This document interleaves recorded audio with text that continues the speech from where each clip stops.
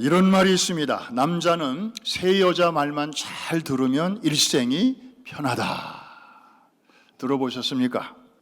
그 새 여자가 누군가요? 아내, 엄마, 그리고 차 안에 있는 그녀, 바로 내비게이션. 그래서 그 말만 잘 들으면 뭐 자다가도 떡이 생긴다, 그런 말이 있는데, 한국에서는 이 엄마 대신에 캐디가 들어갑니다. 골프장에서 일하는 캐디. 그래서 캐디 말만 잘 들으면 돈 딴다, 뭐 이제 그런 얘기가 있습니다. 제가 30년 전 가족과 함께 미국 뉴욕에 도착을 했을 때만 해도 그때 문화, 30년 전, 예를 들어서 어느 주일 저녁에 어느 집에서 뭐 구역 예배, 목장 예배로 모인다 그러면은 그때 어떻게 했죠? 하얀 종이에다가 약도를 그려요.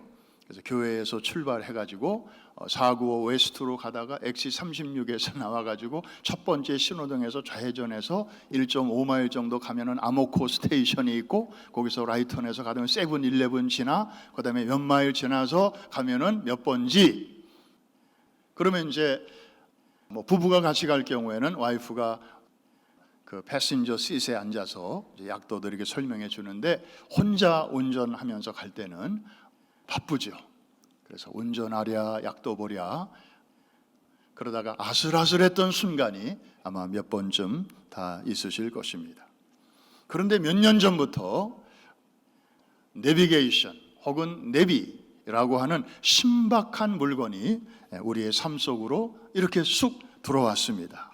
그래서 우리는 아무리 처음 가는 낯선 길이라도 이제는 염려 프리, 걱정 프리, 아무리 먼 길이라도 뭐 그것 때문에 걱정하는 사람은 아무도 없습니다. 왜냐하면 이 내비가 갈 길을 밝히 보여주시기 때문입니다. 그런데 이 내비 말만 믿고 가다가 가끔은 낭패를 보기도 합니다. 아주 오래전 일인데 우리 교회 어느 집사님이 비즈니스 출장을 가시게 됐는데, 뉴욕에서 운전을 하고 저 시카고 거기까지 먼 길을 이제 운전을 하고 가시게 됐어요. 그때 내비가 아마 처음 보급되거나 그랬을 거예요. 내비를 켜고 가신 거예요. 그런데 운전을 하고 얘가 가자는 대로 가다 보니까 캐나다 국경을 쑥 넘어버렸어요. 그런데 이분이 그때 이제 신분을 준비하고 있던, 아직 그 다큐멘트가 확실치 않은 그런 상황에서 넘어가 버린 거예요. 넘어갈 때는 몰랐어요. 근데 갔다가 이거 아니네, 이상하다 해가지고 다시 나오려다 보니까 국경에서 잡혔어요. 그래가지고 한 3일인가 좀 차가운 데서 계시다가 변호사의 도움을 받아서 이렇게 다시 뉴욕으로 온 적이 있는데, 내비 말만 믿고 갔다가 그렇게 된 거예요. 자, 사진 한번 보시죠. 지난 9월 달에 한국에서 있었던 일입니다. 저기가 어디냐면은 충남 아산 근처에 그 시골길이에요. 경운기 한 대 이렇게 지나다닐 수 있는 그런 왕복 차선이 아니고 차 한 대 그냥 겨우 지나갈 수 있는 차선인데, 저렇게 많은 차가 꼬리에 꼬리를 물고 있습니다. 아산 근처에 고속도로를 느릿느릿 가고 있는데, 갑자기 그 어느 특정 내비를 쓰고 있는 그 맵에서 새로운 길을 안내를 하는 거예요. 길이 너무 막히니까 여기서 빠져서 샛길로 서비스 도로로 이렇게 나가면 시간이 굉장히 단축된다.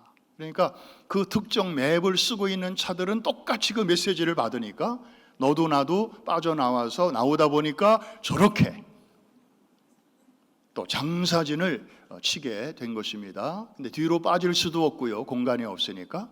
또 앞에도 차가 많이 있어서 달팽이 걸음으로, 달팽이 속도로 가다 보니까 5마일 정도 되는 거리를 3시간 넘게 걸렸다. 그럼에도 불구하고 우리는 어느새 내비 없이는 못 살아, 이런 인생이 되어버리고 말았습니다. 아침 저녁 매일 다니는 출근길인데도 우리는 습관적으로 내비를 켭니다. 길을 몰라서 켜는 게 아니죠. 이제는 앞에 어떤 상황이 기다리고 있는지 우리가 알 수 없기 때문에 혹시나 해서 켜는 것입니다. 우리가 알 수 없는 상황을 하늘의 위성의 도움을 받아서 이제 문제 없는 길, 가장 빨리 갈 수 있는 길을 우리가 이제 알게 되는 것이죠.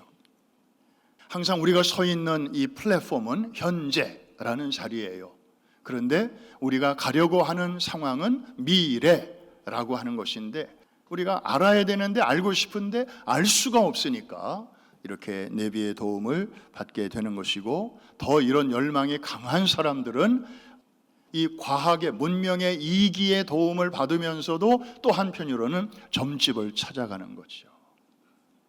그래서 우리 남편의 미래가 어떻게 될 것인지, 또 우리 아이가 대학을 어떻게 될 것인지, 그다음에 우리 장성한 자녀들의 장래 결혼은 어떻게 될 것인지, 사주, 팔자, 궁합 이런 것들은 어떻게 되는 것인지, 사람들의 사실은 우리가 21세기를 살면서도 아직도 그런 구시대의 유물을 떨쳐버리지 못하는 이유가 뭡니까? 미래에 대한 관심 때문에 그래요. 우리는 미래를 얼마나 더 알면 안심할 수 있을까? 얼마나 더 만족할 수 있을까?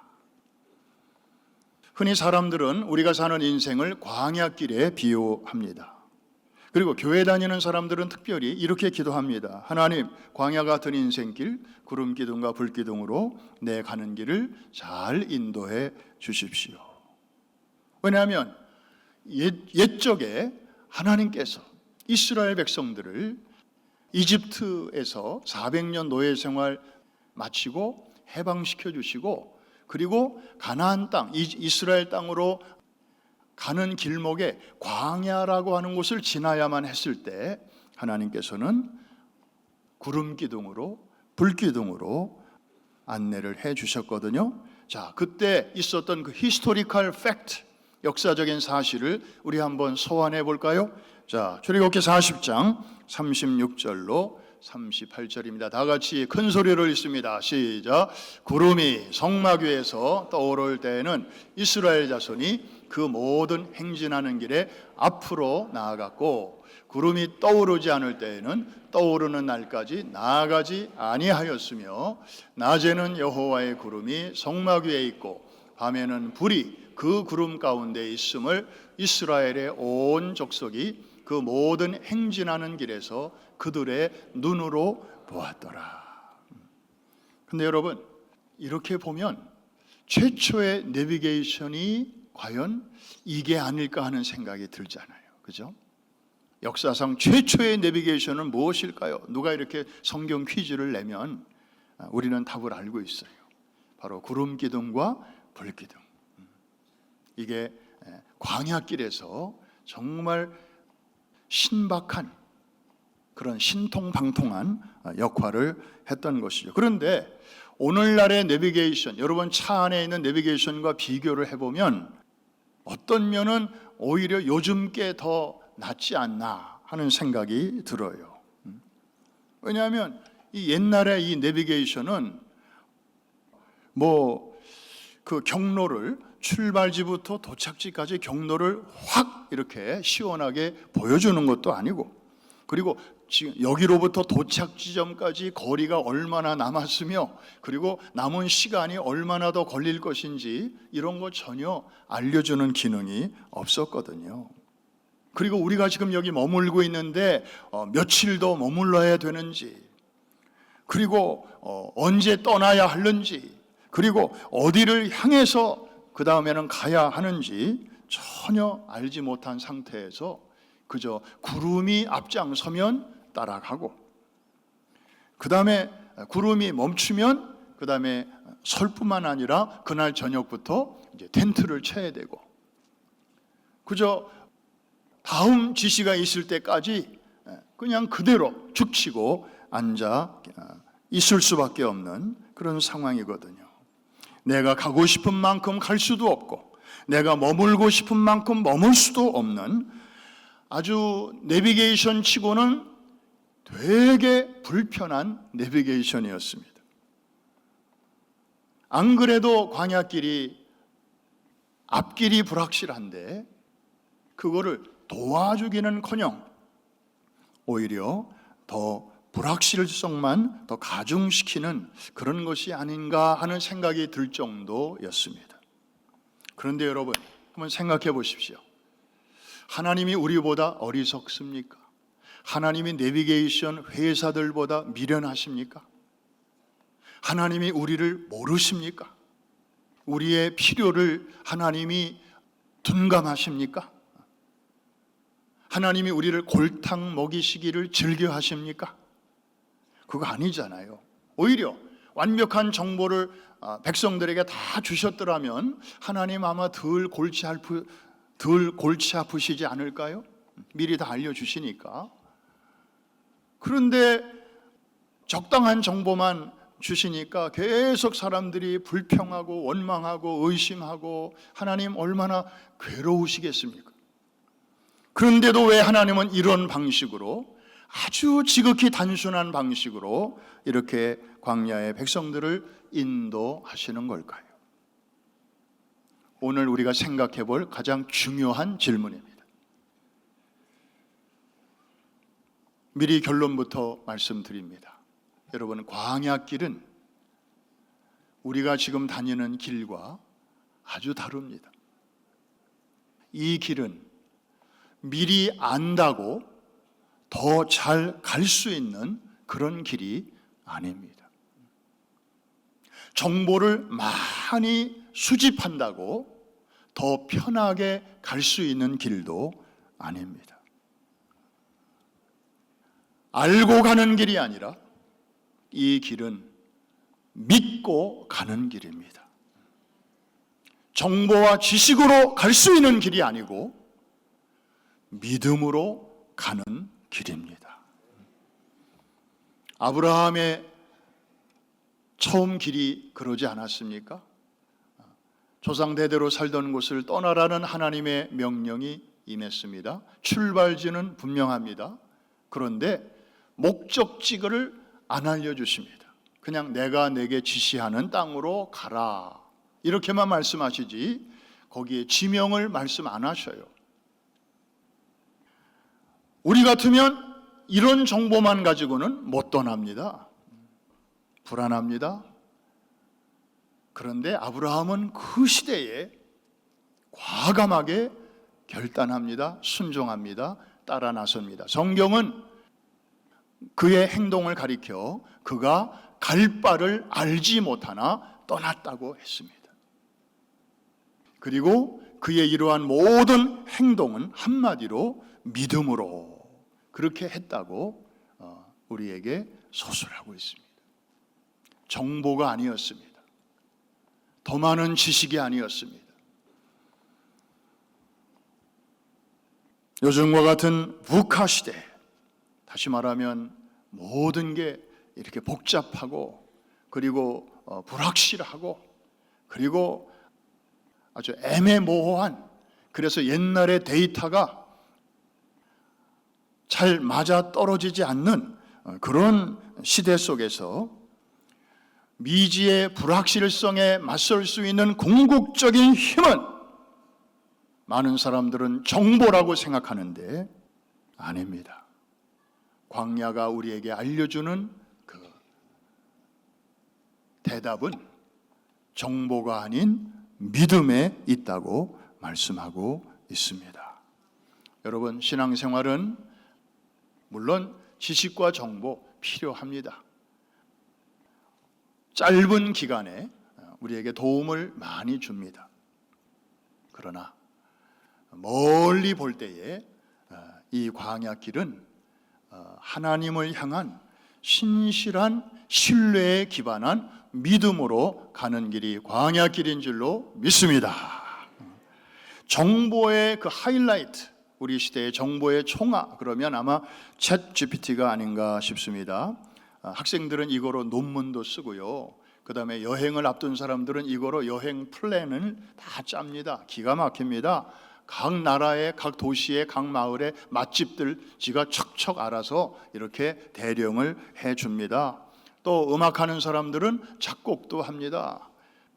우리 교회 어느 부교육자는 이 챗GPT한테 자기 아내의 생일을 맞이하여 곡을 하나 만들고 싶은데 네가 좀 도와달라 해가지고 이 가사를 얻었어요. 거기 식구들 이름 다 넣어가지고 가사를 만들었어요. 아내의 생일을 축하하는. 그리고 이 가사에 맞게 곡을 붙여달라 그랬더니 얘가 또 그냥 몇 분 만에 곡을 또 하나 탁 만들어 오는 거예요. 그럼 네가 연주를 좀 해달라 그랬더니 또 이게 아주 뭐 멋지게 현대식으로 그렇게 연주를 하고 노래를 지가 불러서 탁 대령을 한 거예요.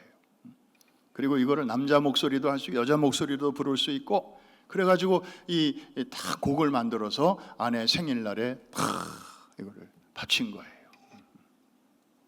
지금 그런 시대가 됐습니다. 미술 좋아하는 사람들은 챗GPT한테 얘기하면 그림도 막 그려줍니다. 구글로 관련 사진을 찾다가 마땅한 게 없으면 그냥 얘한테 부탁하면 얘가 다 이렇게 그려서 탁 해줘요. 그런데 이 세계, 챗GPT, AI 이 세계 안에는 없는 게 하나 있는데 스피릿, 이 영이 없습니다. 왜? 사람들이 다 정보를 집어넣었기 때문에 거기에는 어떤 초월적인 그런 영의 세계를 위한 룸이 없는 거죠. 제가 지난 학기 실험을 한번 해봤어요.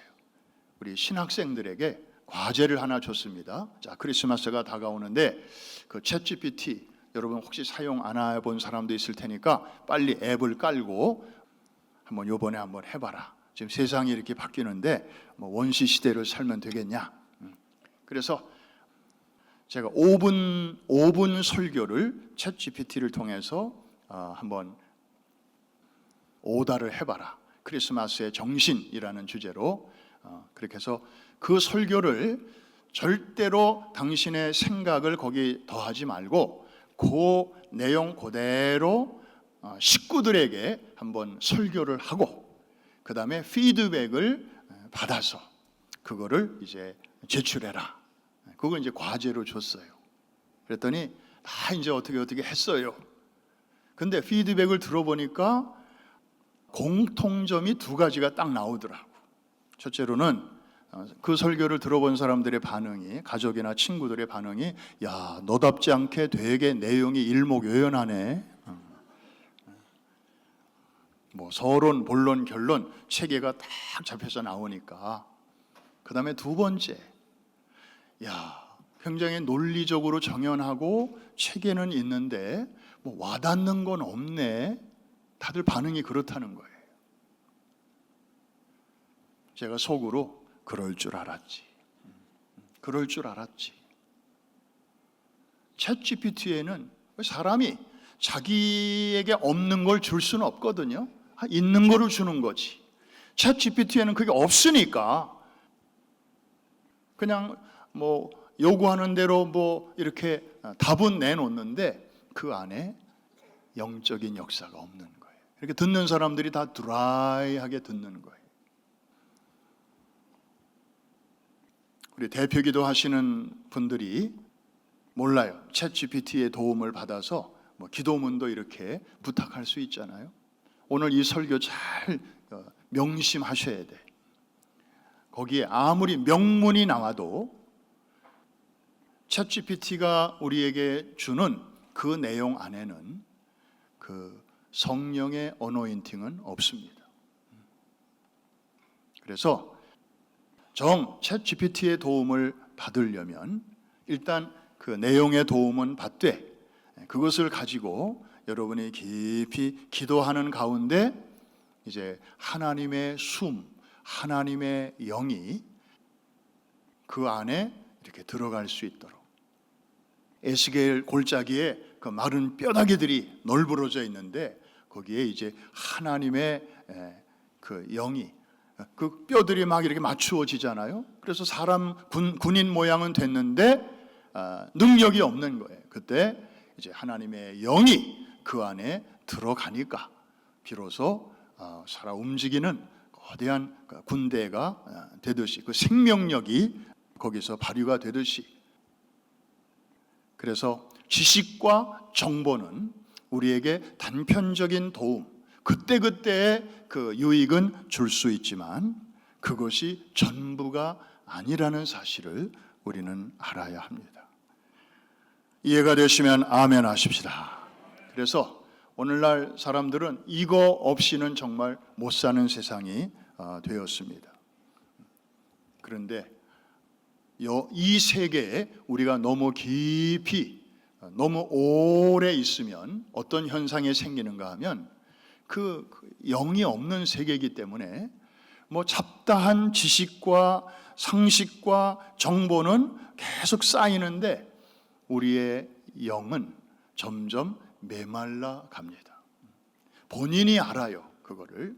그래서 뭐 좀 이렇게 그 기도를 하려고 해도 기도하기가 점점 힘들어져.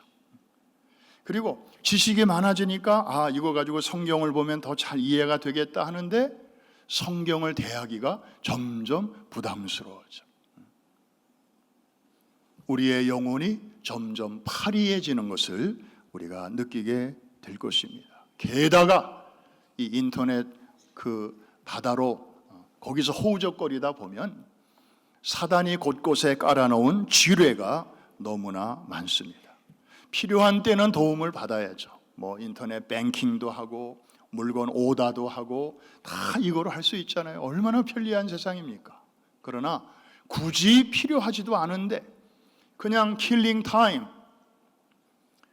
그 바쁜 중에도 그냥 그 속에 들어가서 여기저기 기웃기웃하다 보면 다윗 왕이 경험한 그런 실수를 하게 됩니다. 유혹의 덫에 걸리기 쉽습니다. 여러분, 다윗 왕이 자기 부하들은 다 전쟁터에 나가서 싸움하는데 자기만 왕궁에 홀로 남아 그냥 여기저기 이렇게 기웃기웃하며 거닐다가 인생에 씻지 못할 그런 엄청난 죄악을 저지르지 않았습니까?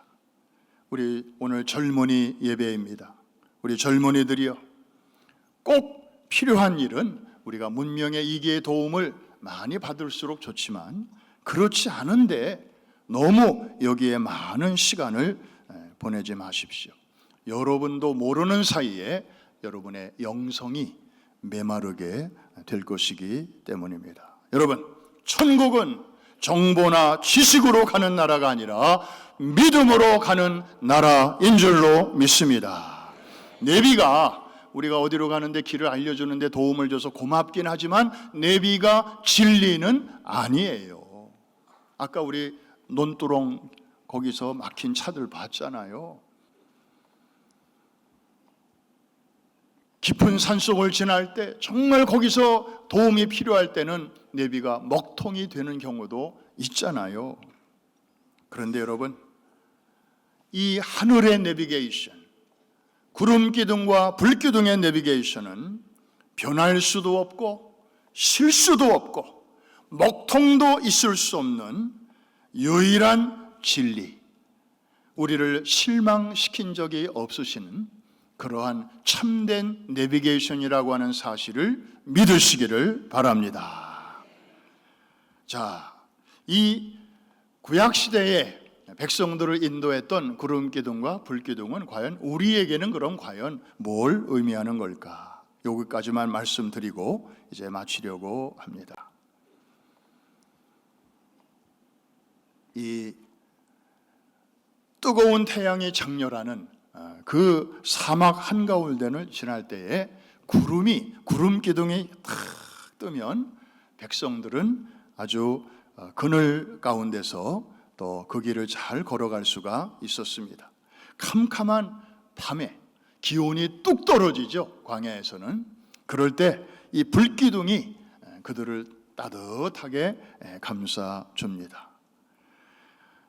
이것이 바로 순종하는 자들이 누리는 은혜입니다. 요나의 경우를 보더라도 이 불순종의 대가는 항상 순종의 대가보다 비쌉니다.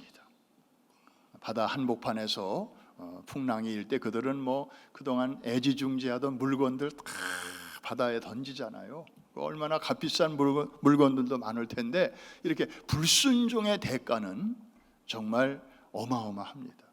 차라리 요나가 순종했더라면 그런 손해는 안 봐도 될 터인데 말이죠.